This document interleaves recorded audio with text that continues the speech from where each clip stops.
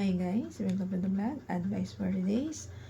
So, kapag binigyan tayo ng blessing na ating Diyos Ama, nasa langit, ingatan mo to, gamitin to sa tama. Kapag binibigyan tayo ng blessing na napakalaki, dapat bilang isang matalinong tao, dapat i-spread din po natin to.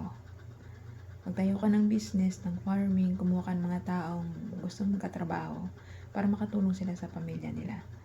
Kumuha ka ng mga factory o ng mga restaurant o mall, kung sobra talaga yung pera mo, milyonaryo ka na. Ganun po. Kapag kasi tayo binibigyan ng blessing na napakalaki ng Diyos, ingatan natin to. Kailangan gamitin natin to ng matalinong kaisipan. Magbi-business tayo.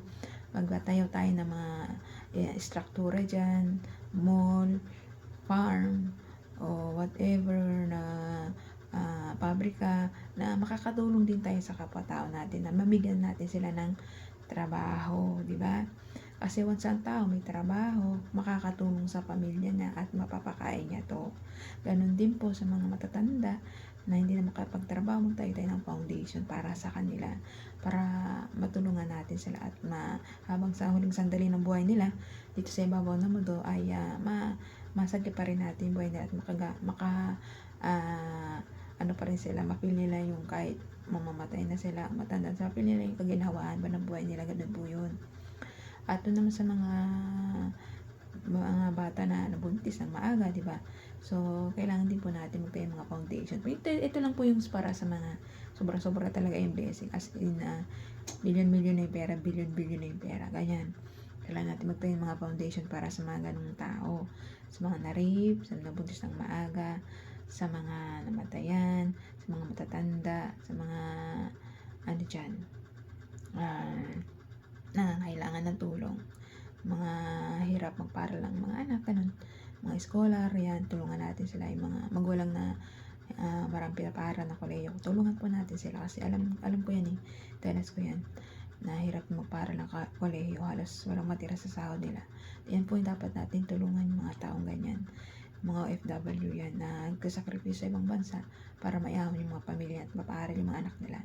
Kaya ikaw, kapag sobra yung pera mo, hindi tumulong ka, i-spread mo yan, sobrang blessing na bigay sa'yo ng ating Diyos Ama. Ingatan mo, palaguin at tumulong sa kapwa na may mautak na ganap, ginagawa mo ng smart ba na iniingatan mo yung blessing na bigay sa'yo nating Diyos Ama. Kasi ang matalinong tao, ginagampanan niya yung pagiging mabuting tao at matalinong tao para ingatan niya yung mga yaman na bigay sa kanya ng Diyos Ama. Kailangan siyempre hindi rin magpapaabuso sa mga taong alam natin abusado. Siyempre ganun yun, di ba? Kaya ikaw, manalig manampalataya sa ating Diyos Ama na patatagin niya yung mga pananalig mo sa Kanya para may bibless ka pa niya na sobra-sobra at nilig at umaapaw pa. Kaya at lagi mo ring tanda na wag mong mawawala ang Diyos Ama sa pagkatao mo para hindi ka maliligaw na landas. Manalig manampalataya parati sa Kanya at pagbibitaw, lagi lang kumapit sa Kanya. At lahat na pinaplano mo sa buhay mo, lagi mo ipapasa Diyos. Kaya hanggang dito na lang ang advice. Ingat po tayong lahat and God bless.